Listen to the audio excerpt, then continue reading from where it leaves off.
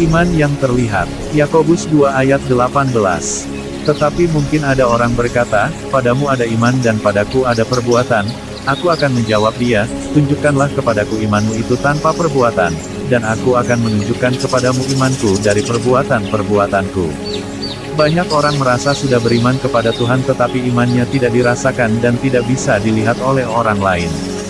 Mungkin dalam kesehari-hariannya sering berucap, kasihilah orang lain dan jadilah berkat semasih hidup, namun semua itu hanya di mulut dan berupa lip service belaka.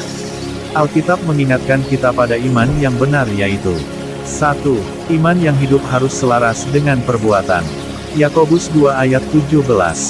Demikian juga halnya dengan iman, jika iman itu tidak disertai perbuatan, maka iman itu pada hakikatnya adalah mati. Yakobus 2 ayat 20. Hai manusia yang bebal, maukah engkau mengakui sekarang, bahwa iman tanpa perbuatan adalah iman yang kosong? Yakobus 2 ayat 26. Sebab seperti tubuh tanpa roh adalah mati, demikian juga iman tanpa perbuatan-perbuatan adalah mati. 2 Petrus 1 ayat 5-7. Justru karena itu kamu harus dengan sungguh-sungguh berusaha untuk menambahkan kepada imanmu kebajikan, dan kepada kebajikan pengetahuan. Dan kepada pengetahuan penguasaan diri, kepada penguasaan diri ketekunan, dan kepada ketekunan kesalehan. Dan kepada kesalehan kasih akan saudara-saudara, dan kepada kasih akan saudara-saudara kasih akan semua orang. 2. Iman yang sempurna adalah yang dilakukan dan bisa dilihat orang lain. Matius 5 ayat 16. Demikianlah hendaknya terangmu bercahaya di depan orang, supaya mereka melihat perbuatanmu yang baik dan memuliakan Bapamu yang di sorga. Apa bentuk dari iman yang bisa dilihat orang? 1. Menjadi teladan. 1 Timotius 4 ayat 12.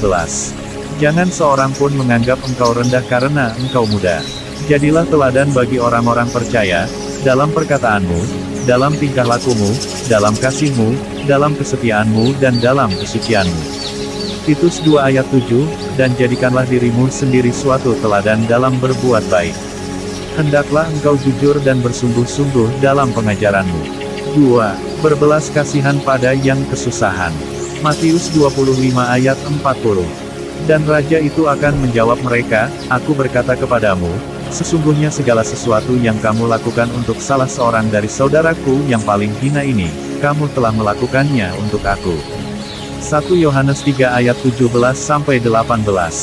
Barang siapa mempunyai harta duniawi dan melihat saudaranya menderita kekurangan tetapi menutup pintu hatinya terhadap saudaranya itu, bagaimanakah kasih Allah dapat tetap di dalam dirinya? Anak-anakku, marilah kita mengasihi bukan dengan perkataan atau dengan lidah, tetapi dengan perbuatan dan dalam kebenaran. 3. Mengasihi sesama. Yohanes 13 ayat 34.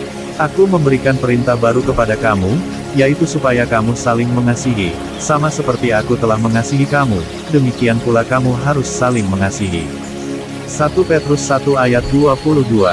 Karena kamu telah menyucikan dirimu oleh ketaatan kepada kebenaran, sehingga kamu dapat mengamalkan kasih persaudaraan yang tulus ikhlas, hendaklah kamu bersungguh-sungguh saling mengasihi dengan segenap hatimu. 1 Korintus 12 ayat 26-27. Karena itu jika satu anggota menderita, semua anggota turut menderita, jika satu anggota dihormati, semua anggota turut bersukacita. Kamu semua adalah tubuh Kristus dan kamu masing-masing adalah anggotanya. Berapa besar iman kita kepada Tuhan bisa dilihat dan diukur dari tingkah laku, dan bagaimana dampak hidup kita bagi sesama. Jadi tunjukkanlah imanmu lewat perbuatan-perbuatanmu. Tuhan menyertaimu. Sekian pembahasan kita kali ini. Jika ada kritik dan pertanyaan, silakan tulis di kolom komen. Tuhan memberkati.